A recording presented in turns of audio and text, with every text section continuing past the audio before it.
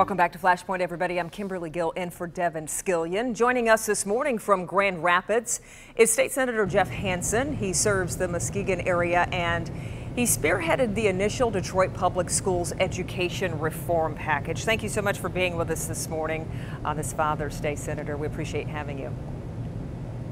Absolutely. I'm glad to be here. Absolutely. So you serve in Muskegon County, which for people who don't know where that is, it is way far over on the western part of the state. Michiganders always like to use the mitten. It's over here. But you spearheaded this legislation through the Senate. Tell us, why is it you care so much about Detroit Public Schools, and just kind of share with us your personal and professional evolution when it comes to DPS?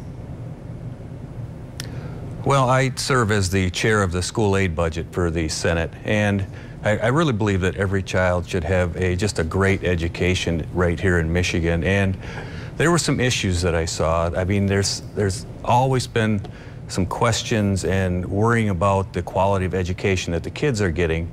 So when this came up, it was one of those things that I talked to my chief of staff, and I said, you know, I think we need to take a look at this. I think we need to spearhead this, because I've always had a great relationship with my friends from Detroit, my colleagues from Detroit, as I served through the House with them and then also in the Senate. So I felt that I was the person that could work with both sides of the aisle, work with everybody on this to try and get the right answers.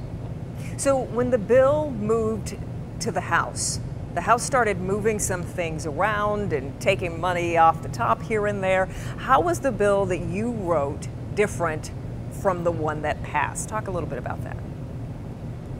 Well, what we did is tried to put together a plan that would be bipartisan. I thought it was so important that we had buy-in from my colleagues from Detroit and also from the city of Detroit, because to be successful, we need to make sure that everybody buys in, because it's going to be a huge effort to try and turn the schools around.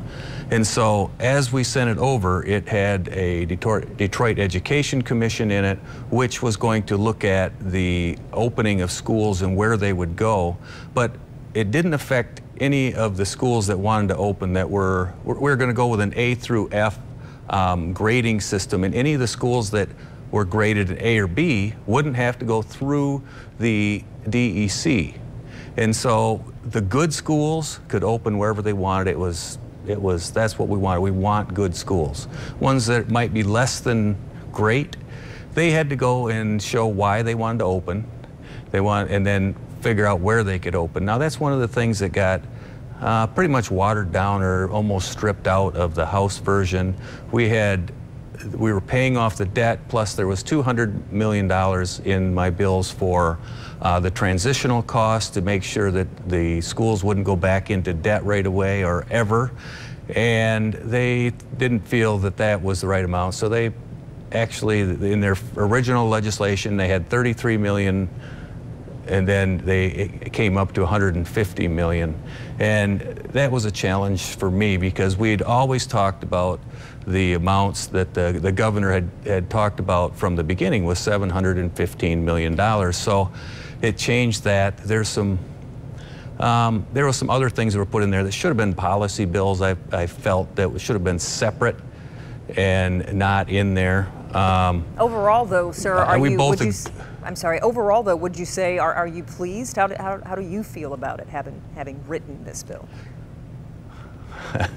Well, you probably noticed I didn't vote for it, but that was, I was a little disappointed, because I felt that we'd put together a great plan. We sent over a bipartisan plan that was voted on 13 Republicans, 8 Democrats, and as it came back, it was 0 Democrats, all Republicans, kind of twisting arms to get it done. And then it came over to the Senate, and it was also an all Republican vote. So that disappointed me, because I really felt that this was an opportunity to change the way that we work in the state of Michigan. But sometimes I guess politics gets in the way of good policy. And that certainly is unfortunate, because it is the children that seem to always suffer. We appreciate you being with us. We could continue this conversation, but unfortunately we are out of time. So thank you for joining me for Flashpoint. Happy Father's Day to you.